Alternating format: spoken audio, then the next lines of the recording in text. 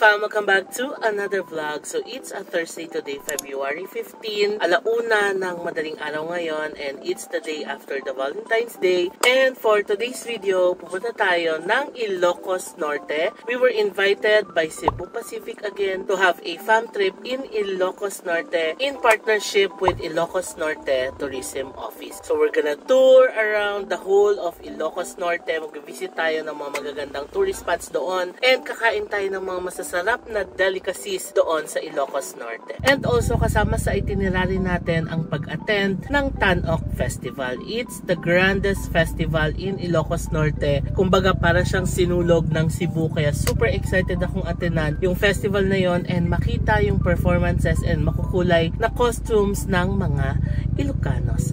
So ngayon fam, papunta na tayo ng airport. I'm with Kaz Vanessa. Thankfully, tinanong naman ako ni Cebu Pacific kung gusto kong mag +1. And naisip kong isama si Kaz Vanessa, and buti na lang available siya. So ayan, we will be with Kaz Vanessa for this trip. And also kasama natin si Mamang and si Papang. Kasabay natin silang papunta ng airport dahil may flight naman sila going to Cebu. Sakto, parang halos magkasabay lang yung flight namin nila Papang. Parehas kaming mga around 4 AM yung flight, kaya sabay na kami pupunta ng airport. Although Terminal 2 si na Papang, kami ni Kaz Vanessa ay Terminal 3. Pupunta sila Papang ng Cebu kasi as I've shared in my Cebu travel vlog, namatay kasi yung lola ko, yung kapatid ng mama ni Papang. So yun yung pupuntahan nila kasi ililibing na si lola tomorrow yata or the day after tomorrow. So yeah, samahan nyo kami fam sa fam trip na ito, and let's explore Ilocos Norte. Ayan na sila. Hello! As Vanessa is here. Si Mamang, thank you Cebu Pacific for allowing me to have a +1 for this fam trip. Ayan. And may abangan pa tayong fam trip ulit with Cebu Pacific soon. Kasama naman natin ang fam. But i-share ko na lang yan sa mga susunod na panahon. So ayan na si Papa. Good morning, good morning. Good morning. Ready na kayo sa flight nyo? Yes. Ready. Dalawa lang kasi sila. So yeah. Sanay naman na sila mag-fly. Pero kailan pa kayo huli nag-flight? Boracay. Ayo. Ayun pa yung last year. Last year lang pala yan. So, yeah, okay lang. Nakapag-check-in naman na sila. So, dire-diretso na sila sa boarding gate. And, yung flight kasi nila is yung parang naging flight natin nung nakaraan pa Cebu. So, alam na ni Papang yun. Napanood na rin nila yung vlog natin. So, yeah, anyway, punta naman na tayo ng airport. Let's go. Terminal 2 na kami. Ako nag-drive. Ayun na sila Papang and Mamang. Ayun na baleta. Sige na, bye-bye. Ingat. Silipin muna natin sila. Ingat. So sila Mamang at Papang, binook ko na rin sila nung service. Remember si Myro yung naging service natin nung nagsibu tayo nila Kas. Siya din yung kinuha ko para hassle free na, 'di ba? Pagdating nila ng Cebu, may susundo na sa kanila. Si Myro. So it's currently 1:35. Punta na tayo ng NAIA Terminal 3 kasi magpa-park pa tayo doon. Let's go. Hindi rin ako nakatiis. Hinatid ko rin sila doon sa loob para sure na sure. Anyway, let's go na. Punta na tayo ng NAIA Terminal 3. Sana hindi tayo mahirapan ng parking. Let's go. We're here na fam. It's Class B. And dito lang tayo nakapark. Sa unahan lang. Alam nyo, pwede palang pumasok sa departures area. May entrance din sa multi-level. Lagi tayong pumipila sa arrivals area, diba? Pero ngayon, since may time tayo, tinry natin pumasok sa departure, and pwede pala. Ito lang ating maleta. Ito yung check-in natin. Ito yung hand carry natin. Our Cebu Pacific luggage. Tapos, ayan lang si Tokyo. Pasok na tayo dito. Nandito na tayo sa loob. Kapila na tayo for check-in. 2:15 AM ngayon. 4 AM pa yung flight natin, so less than 2 hours before the flight, nandito na tayo. Nakapasok na tayo dito from sa may boarding gate area. And nagdi-display na yung mga flights dito ng Cebu Pacific. Tingnan natin yung flight natin. O, diba? Ayun, 5J404 Lawag. 1382 on time. Let's go. Nag-take out kami ng waffle. May baon kasi akong kape. Pero si Cas wala. So, order na rin siya ng coffee.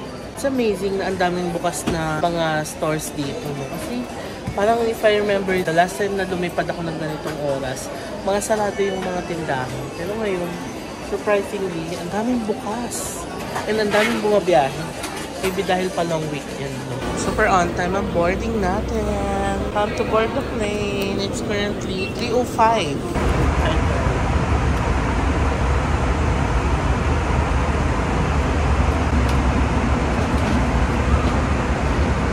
Yay, we're in Lawag. Alam niyo fam, 40 minutes lang yung biyahe. Super bilis lang. Compare niyo yan doon sa kapag nag-bus ka na 10 hours, 12 hours yung biyahe. Pero pag train, di ba, 40 minutes lang. So, fam, kung pupunta rin kayo ng Lawag, lumipad na kayo via Cebu kasi super bilis lang and walang hassle. Sobrang bilis lang, oh. Lumabas agad yung bagahe natin, di ba? Ito yung airport nila. Good morning! And we have the Cebu Pacific influencers.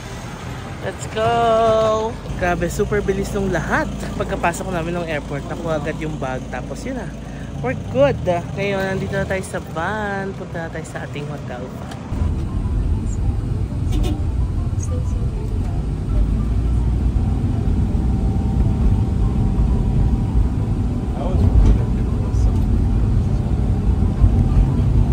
We made it to our hotel from Amici Resort Hotel.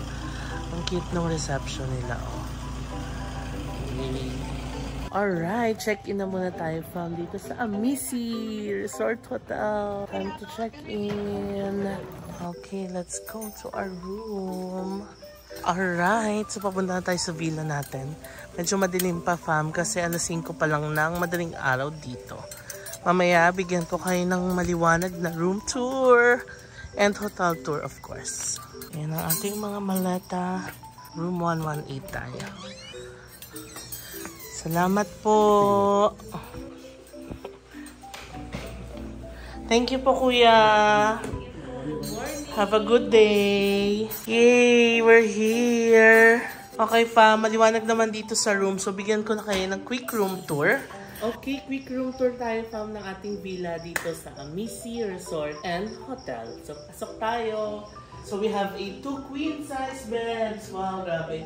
Parang family room na to, no? 4 na yung magkakasya. Tapos, ang ganda ng apartment dito. We have a bathroom and TV. May orasan dito, 5:30 ng umaga ngayon. And we have a ref. Here. Diba? And real-time mirror dito, fam. Alam nyo yung lamig ng aircon. Oo. No, Kas? Yes. Yung papasok pa lang, ramdam na natin yung lamig ng aircon. Real-time mirror, tapos sabitan, clothing rack. Ayan, sabitan to ng mga towels, sinampay. And meron tayong mini bar dito. Gusto ko yan. Tubig, pang coffee.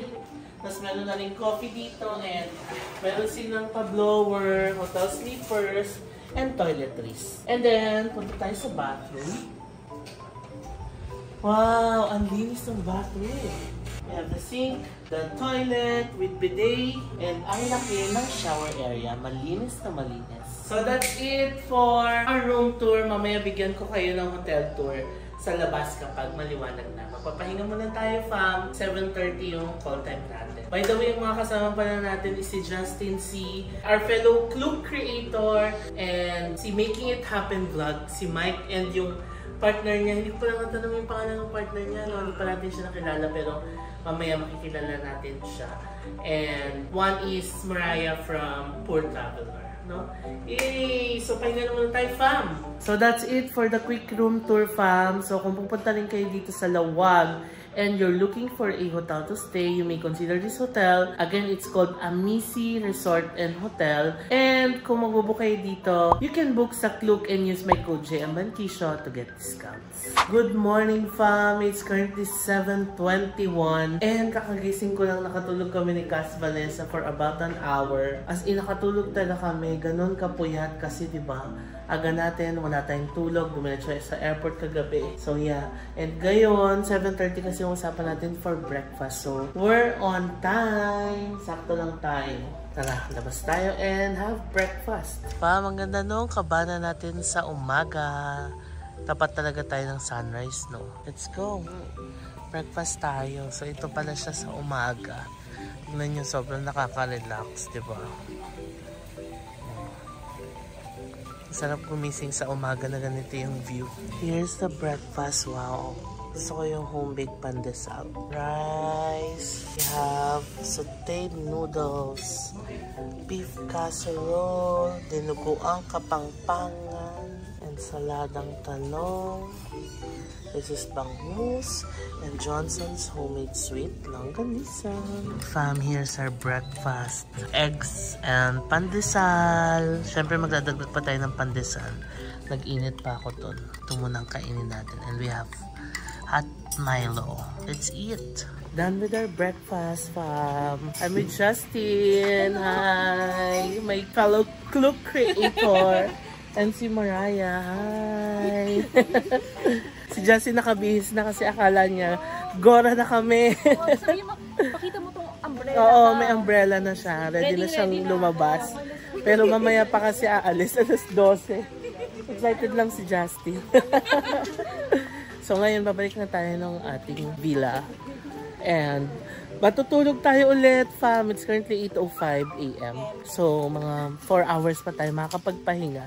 Ngayon, magbibihis na muna tayo ng pantulog. Matutulog muna tayo. I'll see you later. Alligator. Charot. Bye-bye. Hi fam, it's 11:55 na and palabas na tayo. 12 o'clock ang call time natin and start our tour. So pupunta muna tayo ng Poway Church, tapos magla-lunch tayo doon, tapos tignan natin kung saan pa tayo pupunta, no? But for now, labas muna tayo dahil 12 ang ating call time. Nakapagpahinga ka ba?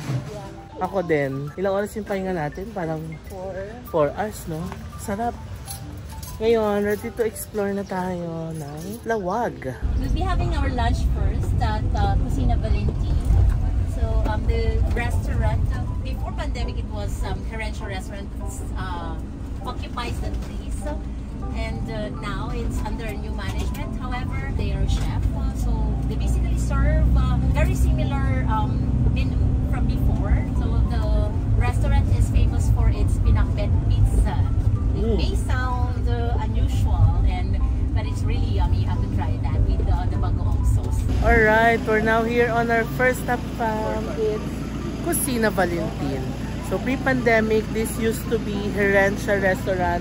Sobrang sikat nito for pinakbet pizza. And now, they serve the same menu pa rin naman daw. And nag-iba lang sila ng pangalan, Cocina Valentin. Kaharap lang siya ng Poway Church. Yay! I'm super excited! First order of business ay food! Let's go! Yan yung Poway Church, so ang ganda. Tapos, here's our van. Tignan nyo, oh. Cebu Pacific Influencers! Yay! So, here's the sampler pizza pa. Meron siyang pinakbet, bagnet, and longganisa. And what's cool ay may side siyang bagoong. Interesting, no? Let's try it. The black cookies is quite expensive. Binagoongang bagnet. Let's try the poki-poki. Binagoongang bagnet. Ayun. Here we have famous bagnet pizza. It is also a side that has peanut butter. Wow, ang sarap ng binagoongang bagnet.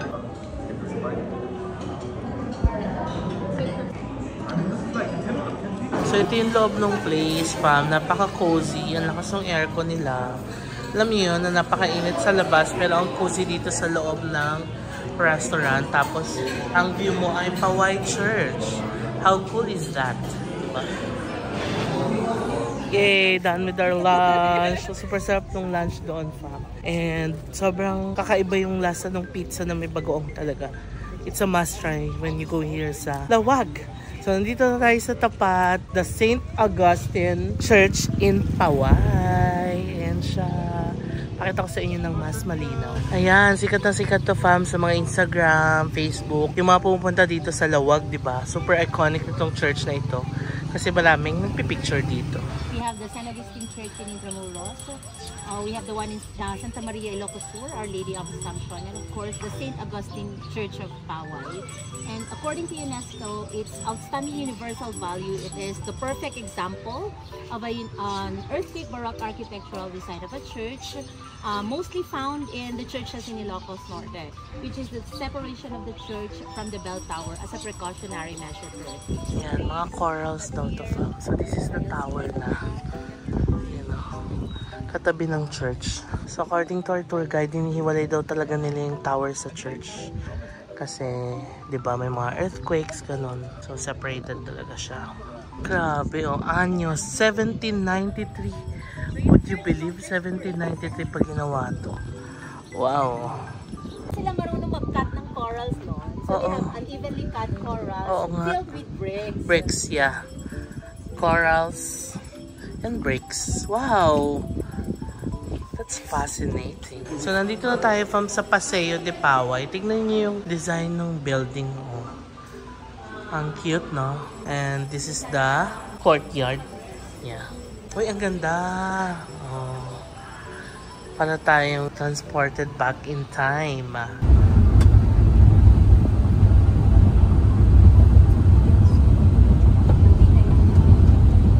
And this is guarded by 2 watchtowers. So I'm gonna show you now the watchtowers guarding this Tabacalera. It also has an adjacent building which is the immigration house or immigration building. That's the old Spanish fort, the one with the cement here.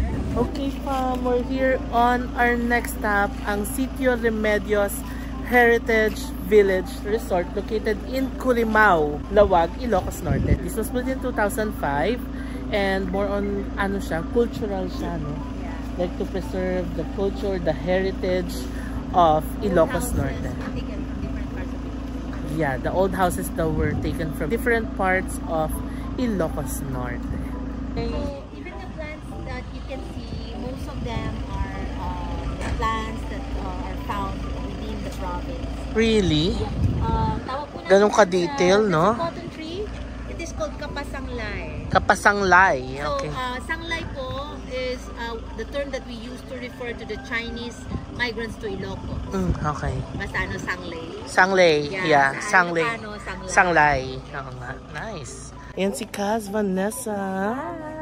As a turista. Oo, kumusta? Kinikilig ako. Ang ganda dito, no? Tsaka sobrang chill ng itinerary natin.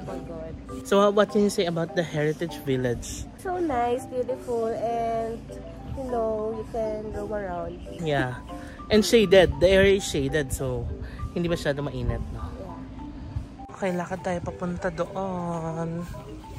Sa sikas. Curimao. Curimao pala is not part of Lawag Fam. So, Curimao is a different area here in Ilocos Norte. Sobrang antiques. It's a chapel inside. May-ari ng Pinto Art Gallery. Ay, okay. So, yung kung may-ari doon ng collections ito is yung may-ari ng Pinto Art Gallery in Rizal. And, tignan nyo pa, may beach dito. Wow. Oo. Alam nyo naman, beach person tayo. Galing sa different towns. Correct. Yung mga magde-demolish ng houses, pag gustong palitan ng modern house, pinipili niya yun. So nilagay niya dito. Kasi sadly, nawawala yung mga lumang bahay dito because it will be replaced by new. So to preserve the cultural heritage. Yes. Yes. Ang galing. Ganon siya. Meron pa siyang pinili sa San Nicolas in partnership with the local government of San Nicolas, yung bayan po dito. Old house din. Nice. San Nicolas. So since it's a village resort, fam, may mga naka-check-in pala dito sa mga old houses. So unfortunately, we cannot go inside, no? Para makita sana natin yung loob. Pero since may mga naka-check-in, hanggang dito lang tayo sa labas. Ang cool kung mag-check-in ka dito kasi may beach. Fam, this is the Balay Batak daw. So apparently dito nag-shoot ang Maria Clara and Ibarra. Yung kay David Licauco na palabas. And Barbie Fortesa. Okay, pasukin natin. Wala daw naka-check-in dito. Ayan, so nakapasok tayo from sa isa sa mga old houses. Dishes mo dyan. Nasa-sanitize na David! Ah, may David. Galing, no? Naalala ko yung bahay natin sa probinsya. Oh, it's full. Ma'am, magkano po yung per night dito? 7.5. 7.5. Good for 2. Good for 2. Including With breakfast na. Not bad, no?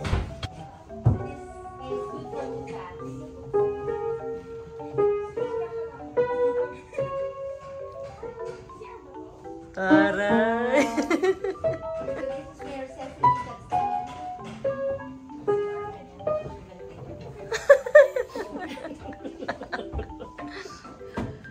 Thank you po.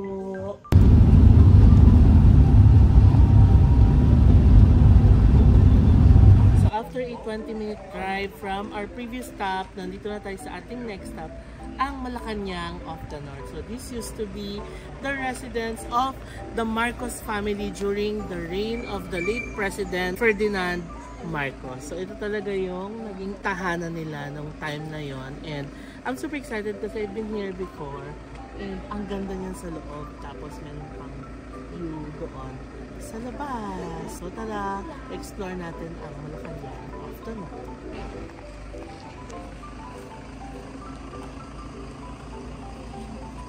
Nasa loob na tayo, fam. Tignan nyo naman ang ganda dito. The former First Lady, Madam Imelda Marcos. And the late President Ferdinand Marcos. Ito yung gusto kong area dito, oh.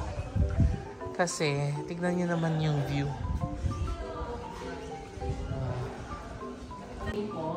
So, nung naging tourist stop siya, ginawa na po itong museum. This is his first campaign line when he first ran as president in 1965. This being referred to as the Strongmen of Asia. They are the founding fathers of the Association of Southeast Asian Nations. Isa po si President Marcos.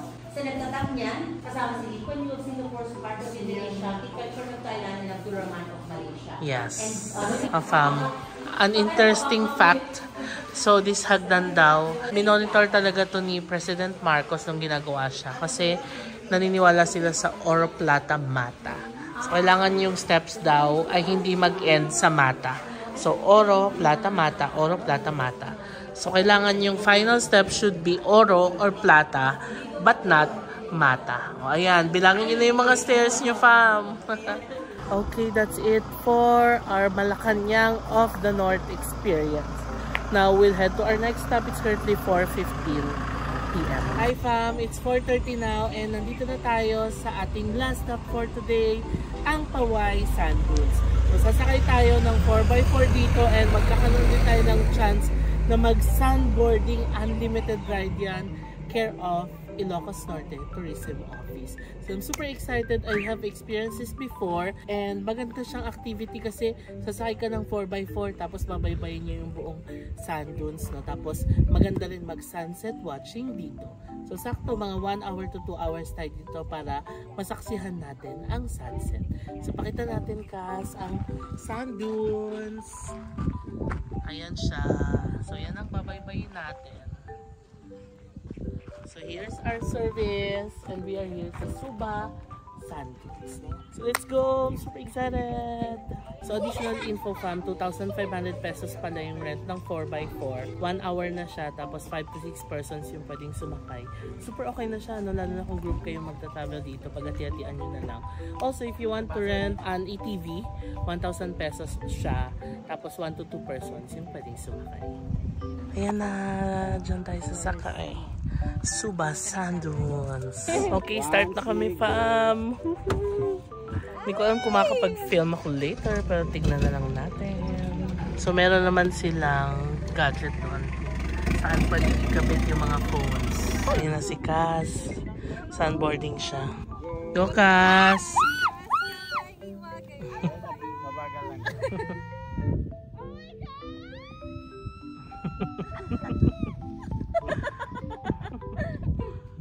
Fam, tignan nyo yung sunset dito sa Paway Sand Dunes.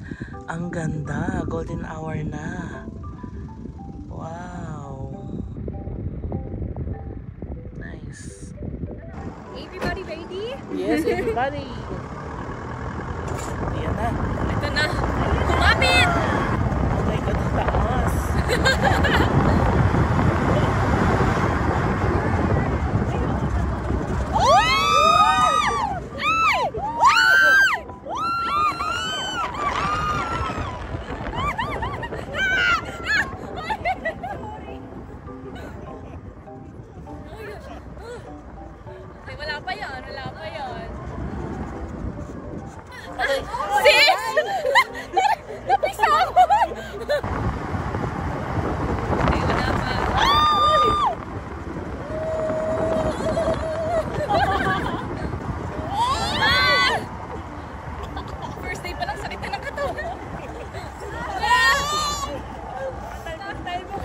my God. Ayun na, ayun na. Ayan na. Woo! Woo! Woo! Ah! Ang bilis naman agad. Oh my God.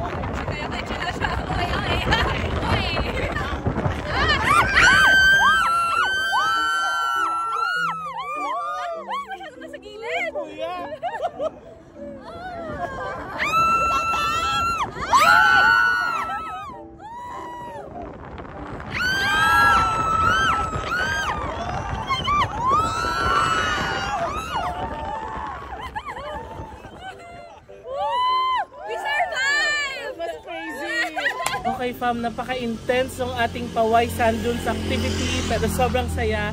And now we are here on our last stop for today. Kakain tayo ng Japanese cuisine sa Jo2 Ramen Sushi, Steak Bar, and Cafe. This is just a 10-minute drive from the Paway Sand Dunes. And we get to see the Paway Lake while we eat our early dinner. So tara, pasok tayo fam.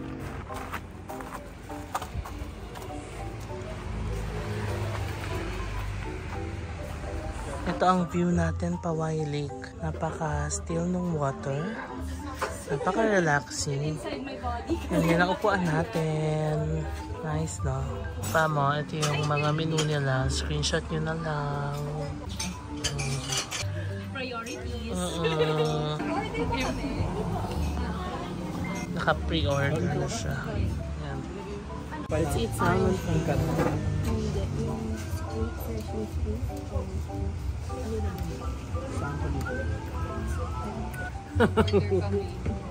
Or mag-order na lang kaya tayo. Ang sarap. I like it. Let's try the sea urchin.